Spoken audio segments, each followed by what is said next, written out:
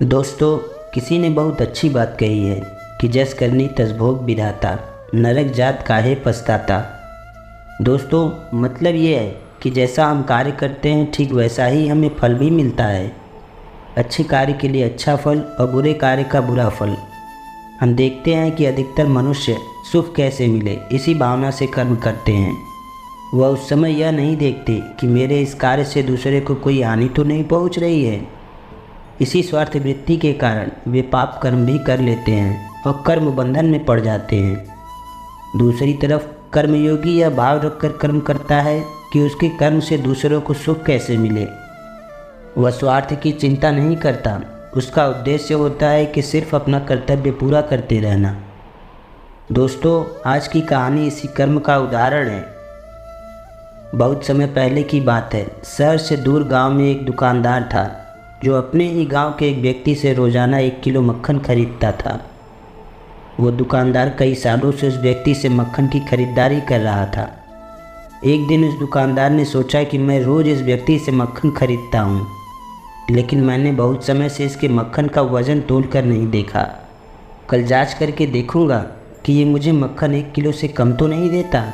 अगले दिन जब वो व्यक्ति मक्खन देकर गया तो उस दुकानदार ने मक्खन का वज़न किया और देखा कि मक्खन सिर्फ 900 ग्राम ही है। उस दुकानदार को काफ़ी गुस्सा आ गया। वो व्यक्ति गुस्से में गांव की पंचायत के पास गया और उसने उस व्यक्ति की शिकायत कर दी। गांव की पंचायत बैठी और उस व्यक्ति को बताया गया कि तुम पर इस दुकानदार ने धोखा देने का आरोप लगाया है।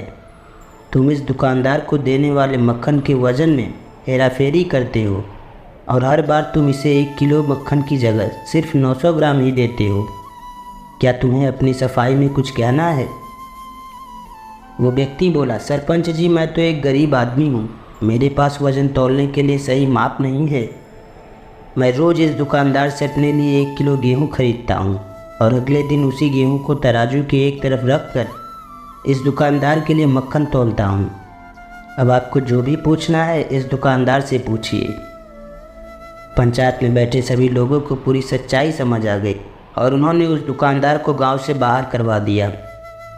दोस्तों, इस कहानी की सीख यह है कि जैसे दुकानदार को अपनी ही चालाकी से नुकसान झेलना पड़ा, उसी तरह हमें भी अपने कर्मों की वजह से कभी न कभी नुकसान झेलना ही पड़ता है।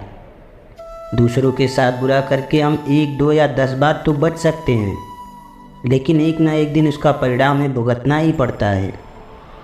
दोस्तों, कर्म का थप्पड़ इतना भारी और भयंकर होता है कि हमारा जमा हुआ पुण्य कब खत्म हो जाए पता भी नहीं चलता। पुण्य खत्म होने पर समर्थ राजा को भी भीख मांगनी पड़ती है। इसलिए कभी किसी के साथ छल कपट करके किसी की आत्मा को दुखी नहीं करना चाहिए। दोस्तों, ये कहानी आपको कैसी लगी नीचे कमेंट सेक्शन में हमें ज़रूर बताएं। अगर अच्छी लगी तो वीडियो को लाइक ज़रूर करें। ऐसी और मोटिवेशनल वीडियो को देखने के लिए हमारे चैनल को सब्सक्राइब करें। मिलते हैं आपसे अगले वीडियो में एक नई कहानी के साथ। तब तक के लिए अपना ख्याल रखना, हमेशा मुस्कुराते रहना और जीवन में आगे बढ़ते रहना।